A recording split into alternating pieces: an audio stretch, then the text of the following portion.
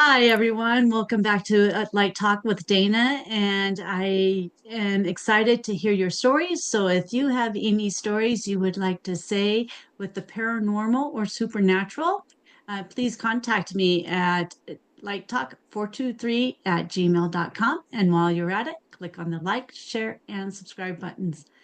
Well, we're going to welcome our guest today. I'm so excited to have her here with us. So, welcome, and let's turn the mic over to you. Thank you so much. So good to be here. I love this, what you're working with, what you're bringing to the planet. I love this podcast, the content. I'm looking forward to having a great conversation. Oh, me too. And thank you so much for the kind words. Yeah, Yeah. So tell us a little bit about yourself. sure.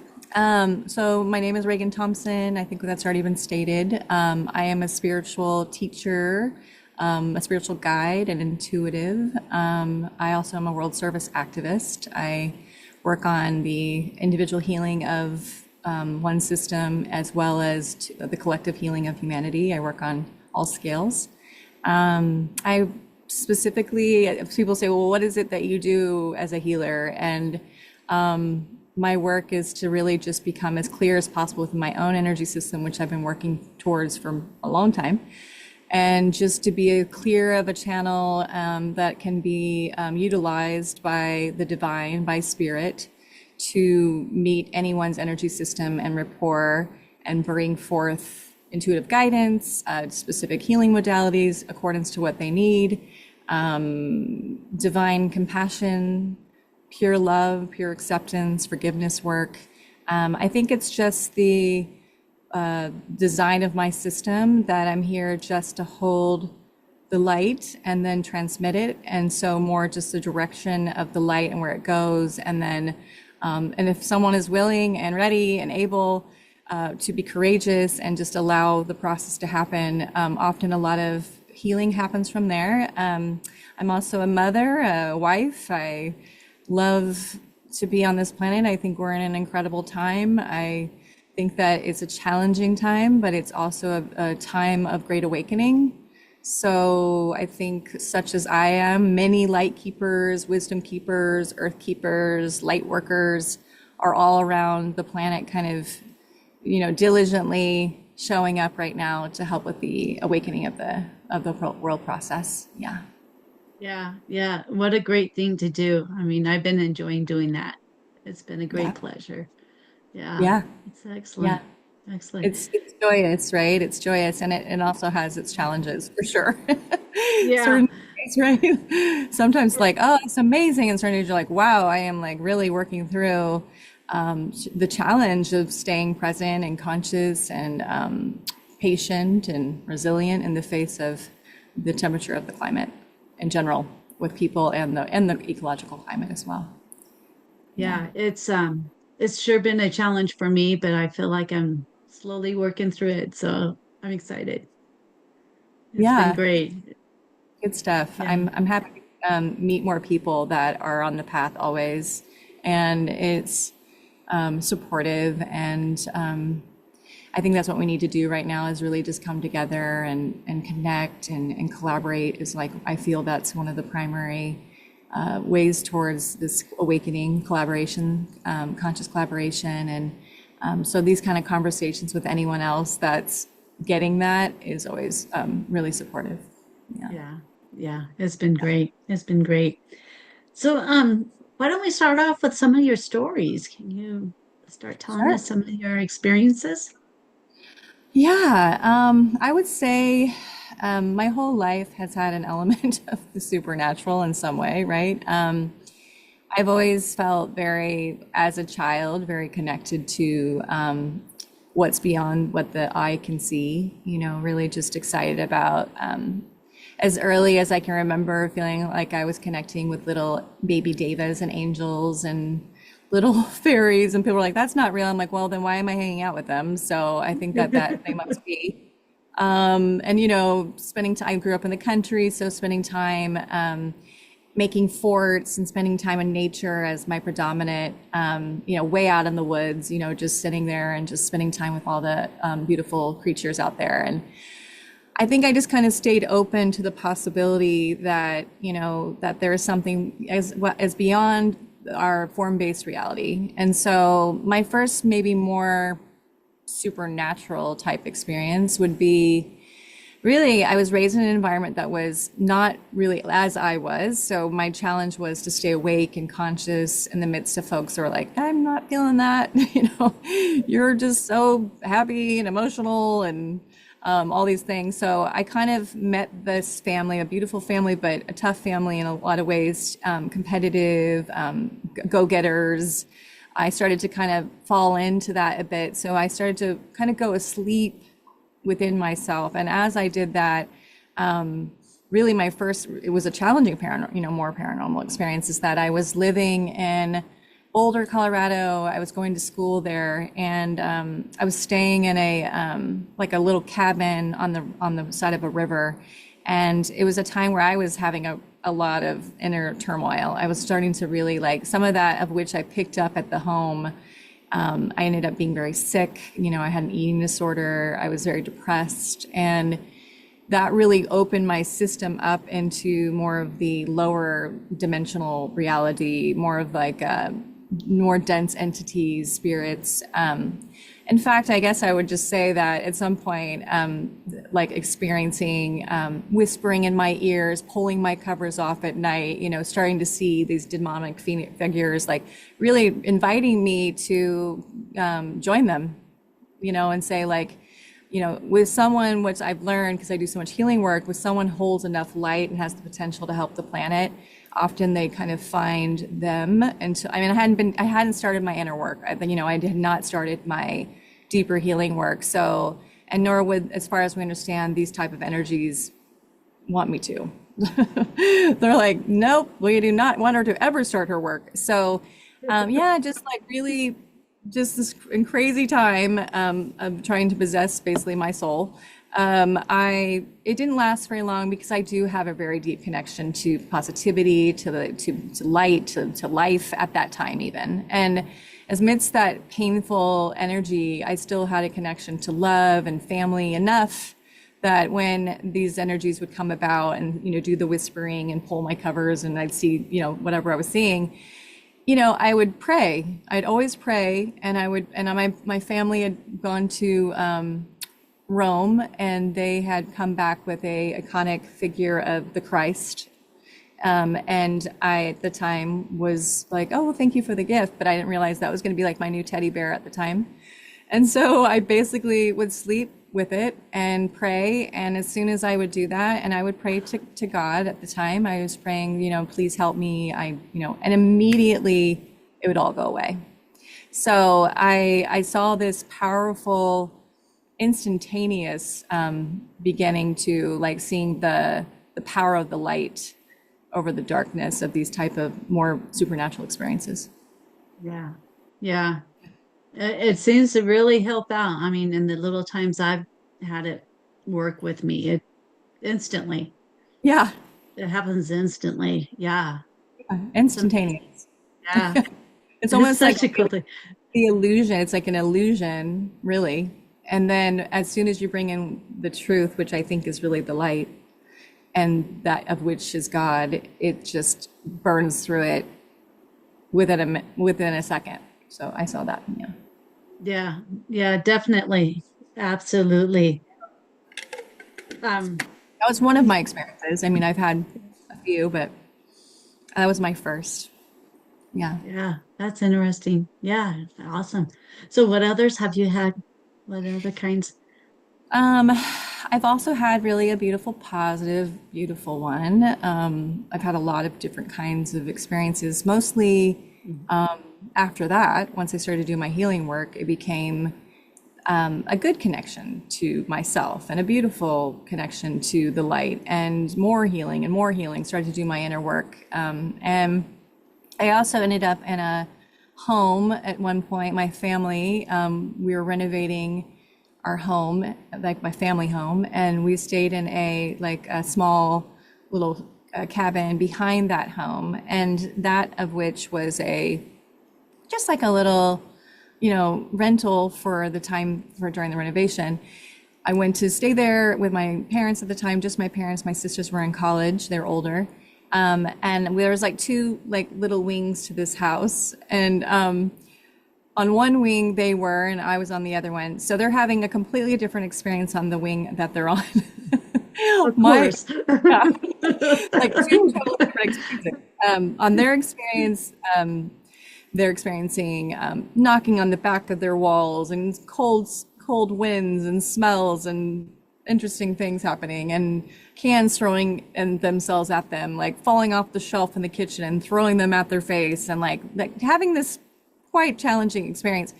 And they didn't share that with me because they didn't want to scare me. So I was just, they were over there going, well, this is, don't go. And, there was a very dark, like, it was right out of a movie, a scary movie. And, a downstairs area, like a dark, basement. Like, don't go down there. It's like, I won't go down there. I don't know what, I don't know what they're talking about. I'm not having their experience. So on my side of the house, there's I was at the time a tennis player, and whenever I would play tennis, I would make sure to take off anything I had on my finger. So I'd take my ring off. I had one very special ring that my mother had given me, and it was like really special, like where I went, oh, this is a nice ring, and she's like, I'm going to give you something nice, and I want you to take care of it. And I went, oh gosh, I have a special treasure. So I was very excited about it, and I took it off. I put it in my tennis little bag, and at one point I realized it was gone. I lost it, and I was like just so devastated that I didn't even want to tell my mother that I'd lost it, because I was just sad and I didn't want to know that I was not responsible. I didn't take care of this ring. So I just kind of kept it to myself. And one evening I went to sleep, and I thought I was dreaming, but now it turns out I most likely was not. I was shown a bright beam, like the sun shining through a window, but beyond that, like the whole window turned into light. And I was sleeping, and then I went, whoa, and like it went to my face, so I had to get up and be like, okay, I'm going to go to the window. And and so it was a benevolent energy, right? I wouldn't have gone to the window if it was a scary energy. I've been down that road. So I was like, no, this is a really pure, loving energy. So I followed it, and I kept following it, and it just like showed me, and I just kept following the light. And eventually it took me outside of the house into the yard. In the middle of this yard, I was like, okay, so here we are. And there was a rock, and it, showed me the rock, and I was like, what is under the rock, And so I opened the rock, and there's the ring. I mean, it was just like the most incredible. I was like, how in the heck, like just really magical and amazing. And I went, okay. So that being said, I woke up, and I still didn't know what the ring was. It supposedly was a dream, I guess. Who knows, right? And I thought, but I remembered everything, right? So I just absolutely knew that I needed to go outside, find the rock, and look, because now it's the the waking world, and I'm thinking, well, I'm hoping that was real, Right, and right. it's a pretty strange rock. I mean, it was, I don't know how I even dropped my ring out there. It was pretty far outside of the range of the door. I'm like, I must have like flown out of the bag, So it lands out and way out on the yard, and there's this one little rock, and it's under there, and here's my ring. That Amazing. was pretty, yeah, it Amazing. was. How helpful. I mean, I hear a lot of people talk about energies and stuff, and it's like, oh, they're so scary. It's mainly like extraterrestrials that they're here to like take over the world, all of this. And it's like, no, they're here to help. They're Mm, helping us. So yeah, and yeah, I think learning, right? Like yeah, learning from us and curious. yeah. And I just don't think that we have the ability yet to travel to them, right? And they have this more advanced ability to do that. So you I don't, don't think like having an out of body experience or meditation, you think they're coming to us? Well, I feel in meditation I can have those experiences. I'm talking about Okay. like actually physically, like having people go, "Hey, I'd like to go visit this civilization Gotcha. and take Okay. a vehicle that they actually can go in." I mean, they have amazing, some of them have such amazing advanced technologies. And I think there's just other civilizations are a little bit more advanced than we are. And I'm not saying that we're not on our way, but I feel like we have a lot to learn from each other. And what I feel is that they're learning about just the human process. Like what, we're such a unique species, I think, in that way. All these emotions and feelings and ego process and soul. I think there's a lot here to witness. Yeah. Yeah. Yeah. Agree. Agree. I think so too. They're like, what Um, is this? What are these humans? You're interesting. what are they? What's their thing? Oh, what are they What up are they to over saying? there? Yeah. So you've had some healthy relationships with an attachment. Did I make my notes correct on that? Um, With I an attached protection, with some protection work with it.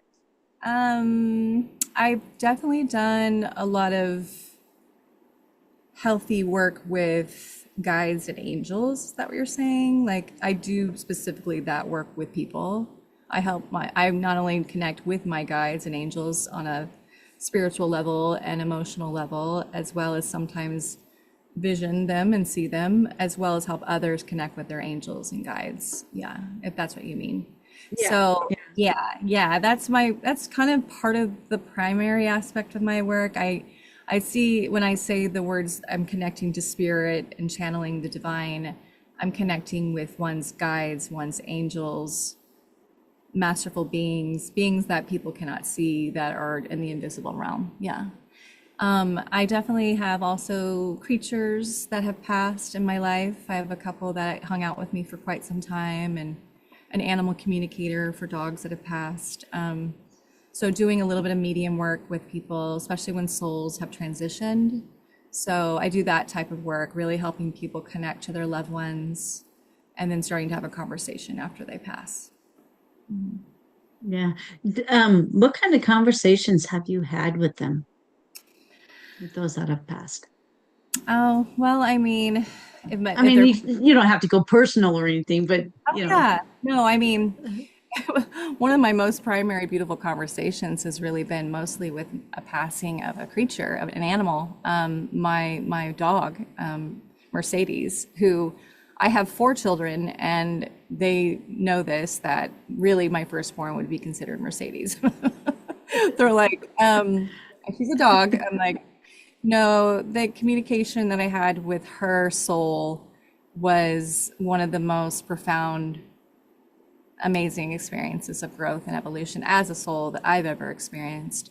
And the power of the total unconditional love that we experienced in the physical continued on after she passed.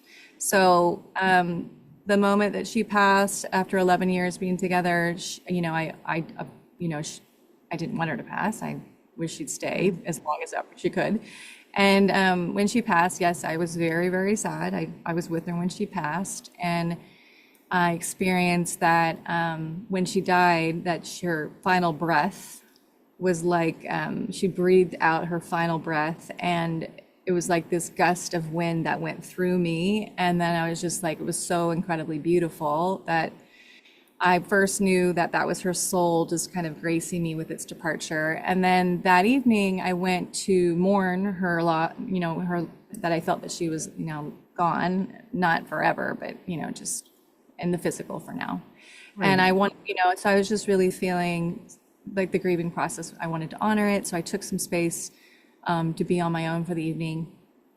And I think I veered off a bit, but this is part of where some of that beautiful connection to guides and angels began. This was before I really started that connection. She like woke me up out of my sleep. I was totally sleepy. I mean, I must have cried myself to sleep. I've probably been sleeping for 3, 4 hours. And she just, I was like launched out of my bed, it's almost like she picked me up, and then I like sat up, and I could feel I was pushed up, and then she like did this spin around my body like a spiral, And then she went like as a gust of like cold, but really like euphoric wind, like went through my body and then Oh, came out on the wow. other side, came back around, and then she did it again. But each time it was like the most euphoric gust of like love. Like I don't even know how to explain. Like it was the most beautiful. I'm still like emotional. It was so beautiful that it was like my whole body became like light. And she was like, because she was a very illuminated being, you know, she's a very like wise old soul. And she just was like, I'm doing great. This is, you know what I mean? It was like, I am so good. Like, I want you to know. And I was like, you are? And she's like, I'm so good. And I want you to be good. And she made it very clear that she was like, I'm not going anywhere until you're good. And I was like, okay. You know, and I was quite young at the time. So I was just like, all right. And I was kind of like right as I was beginning my healing journey, you know, so I wasn't as resilient as I am now, and I didn't understand death as much as I did then. And you know, I loved her so much. She's my best friend. I was like, this sucks, you know, Right, nothing right. about this. And she's like, oh, it's so good. It's like, it's amazing. And I was like, really? So she really was my catalyst to awakening to divine love and unconditional love and the knowingness there's life after death, and transition is can be good. And then from there she became a guide. That was her new MO. She was like, and she Okay. had been with me talking to me for the next 10 years. She actually just transitioned to her next body. Well, I think she went on to just do some other things before a body, but just recently, like in a year ago. Yeah, it was about a year and a half Oh, ago, maybe. Yeah, she just, and it was because, which is an interesting story too. She had two relatives that were also two dogs that were kind of down this line of animals, and they were all like relatives and very alike. And one passed after her, and then another one passed. And then once that final passing, like as an animal communicator, they were said, okay, the three in a pod are together now. And for some reason, my final grieving process, like those last years of that last dog, it was almost like she catalyzed the last grieving tears. And then suddenly I oh, was liberated from the grieving process. And I knew it. yes. And she did too. She's like, "You good now?" And I was like, I'm good. But she waited the whole 10 years. Yeah. That's awesome. And I would, So do you know if she returned in another animal body, or does she return in like a human body? well, that was what I was understanding from her process, that she was going to be human next. Yeah, that was her. So I would imagine that was like her graduation from the animal kingdom and to the human form. So I don't foresee that she's there yet. I'm not getting that. I'm intuitively feeling she took some space to be for a bit. She really worked diligently with me. We had a lot of work. We had a lot of work to do. I think that she looks forward to being in a human body. Absolutely. I think she will be an incredible human. You know, I think she's going to be a super loving, beautiful light worker on our planet. Yep. And do you think you're going to meet up with her before your passing? Um, I feel that anything is possible. Yeah, Mhm. I definitely think that would be, I definitely foresee seeing her on my transition, whatever way that looks. Yeah, absolutely. Yeah, I Yeah. have a few folks I know upon my transition I will be hanging out with. She's certainly like right at the gate. Yeah, because I have a our previous pup had passed too, and we had to put her down. But yeah, soon after that, and we got our new dog. She had come, I believe she was here, and I got video of her orb. And I believe she was Oh, teaching our new dog some rules of the house, that kind of thing. I thought it was so beautiful. She was here like almost a minute. I got a video of her. Oh, I love that story. Yeah, I felt definitely Mercedes was also the two puppies that came after her. I Hmm. felt her just sometimes they were like talking to her and they were communicating with her, and then she was like, and one of the puppies was a little bit more of a challenge, and sometimes I heard her say like, "Ugh." I mean, she's just like, "Oh my God," and she just laugh, like one that wasn't getting it, just, I'm sorry, but you know. Like you went, Right. and I know for a fact that when I was, after while I was grieving, I got a couple puppies to try to like, Uh-huh. you know, heal the wound. Right. So Right. not Right. necessarily was it time to get, I was trying to like replace her, and she's like, "Oh yeah, you didn't replace me. You've got a challenge now." I'm like, "Yes, I do." Yeah. Yeah, that's pretty cool. That's pretty Yeah, so cool. Yeah. she was the catalyst to, she catalyzed my just knowingness of this profound world of divine support that's available to all of us. Yeah. And Yeah. starting And to really that's open myself up yeah. that as available. Yeah. Yeah, and that's such a beautiful story, to be able to communicate with your pets like that and to have them help you out and as a guide. Oh my goodness, how awesome is that? I mean, it is I really think awesome. it's pretty amazing. Yeah. I mean, because we were so close. Yeah. Like I know many people have incredible relations with their animals. I just know that I got really blessed with like she would be the dog that, she was 195 pounds. She was like a big, gentle giant. And I could take her anywhere with me all the time without a leash. And people would be like, "Oh my God." And she'd just sit there right by me and be like a little lion. And they're like, "Why? She's so sweet." I'm like, "Yeah, she will never hurt a fly." And then, I take her to the doctor's office and they would say, "Can I please take her home with me tonight?" I'm like, "Well, what? You don't even know her." So they all saw her angelic spirit, and Oh so they were, wow. yeah, so it wasn't just myself, That's so awesome. Yeah, when we brought our new dog home, we had several people say if she goes missing, she's probably at my house. Yeah, yeah, It's like, I don't beautiful. think so. And she's gonna come home with me though, sorry. Yeah, yeah. You can come visit, but no, she stays here. Yeah, so that's what happened. I'm like, that's really sweet, but she's coming home with me. Right, right. And that was really funny because I feel like there might be some connection with us with a past life of her or me or something. Because as soon as we went to visit her for the first time, and she's a rescue dog, and her and I met eyes, and it was just like, that's it. She's mine. Mm-hmm. And yeah, and Mm, when we left, after we left, we got about a mile or so away from the house, and I told my husband, I go, she's ours, and this is her name.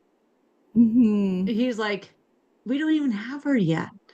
We won't Mm-hmm. know until Saturday. And I'm like, she's ours, and this is her name. Yeah, you knew and you felt that. I'm Yeah. same thing with Mercedes. Yeah, I had the same experience. Yeah, I think we've had some time together too as well. And yeah, it was a wild thing. Once I picked her up, I went to drive quite a ways to get her, and I went up to like this ranch. It's like a 7-hour drive to get her. And I've been Wow. praying about her forever. Like I'm gonna get this done. I'm so excited. I was so really, really, it's just, I had a couple more before like her, that breed. It's called an English Mhm. Mastiff. And it was with an older relationship in college. And when we broke up, he took the dogs. It was just horrible. So I was like, one day I will have another one of those dogs. So by the time I got to her, I was just my heart was just beating. So I got there and I picked her up, and I kid you not, the entire drive home, she was sitting in my lap. I knew she needed to be in her little crate, but I was like, here I am. I'm also a kid. And I'm like, I'm just going to hold her the whole way. Uh-huh. And she just looked at me the entire 7 hours like that. Never, Oh, like at one point she cried just to go to the oh, bathroom, but she just sat there peacefully, just like this. And I was like, oh my gosh, what is happening right now? Like 7 hours just staring at me with like a little peaceful face. And I was like, oh my God. Like, I mean, how unbelievable. sweet. How sweet. Yeah, we picked ours up and she had put her head in, she was as big as my arm. I don't know if you can see it, as big Yeah. as my arm. So she would got in the car and she her head went down into my elbow and she stayed there the whole time and she still does that. She'll duck her head and kind of give me that hug with it. It's just so precious. Yeah.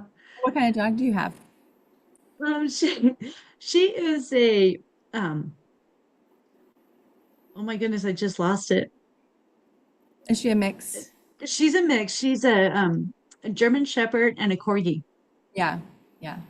Yeah, she just has the love, like, oh my goodness. Oh, yeah. She Our loves animals are so precious. just Yeah. a little love bug she is. She I just think hug dogs her. are little walking miracles. Yeah, I think they are too. Yeah.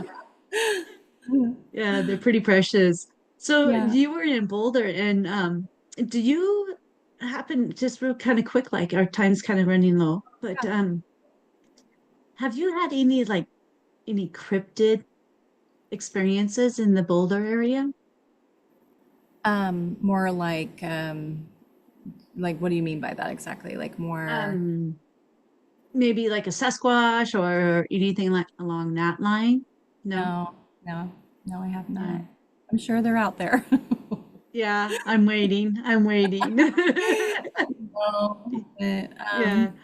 no, I mean, super open to seeing all things. I love that. I love seeing the wonders and the magic of this world and all the different things that people think don't exist. I think it's very beautiful, and I think we have a really powerful planet here of all different types of beings and energies. And yeah, I'm super open to it. Yeah, if I see one. Yeah. Yeah, I'm kind of excited. We like to go camping in the summertime, and I think one of these days it'll be fun. I'm sure it will be. Scary, scary because first time and everything, but I think Yeah. it would be a lot of fun to just have that experience and all in hopes I get in one of the nicer ones. I was about to say, I hope they're friendly for you. Yeah, I'm hoping You I have just enough. What was that? maybe not so interested in you just a sighting, Yeah, just just a sighting. Yeah. yeah, just like, okay, I see you, you see me, moving on. Don't tell anyone. Yeah. Yeah. Exactly. Exactly. Um, yeah, That's great. yeah, it's a wonderful world we live in. Really, really cool. It is. It is. We actually, my husband and I went on a walk and we like to clean up the trash around the area.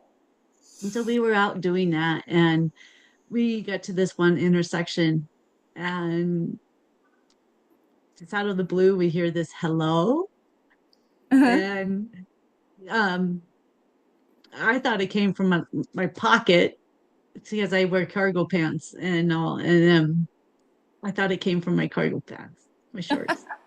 And I looked up real quick and I'm like, "Did you hear that?" And he goes, "Yeah, it wasn't you." I go, "No, it wasn't me." And he's all looking all over the place, and there's no one around, no cars, no nothing. And so I was like, "We have a ferry."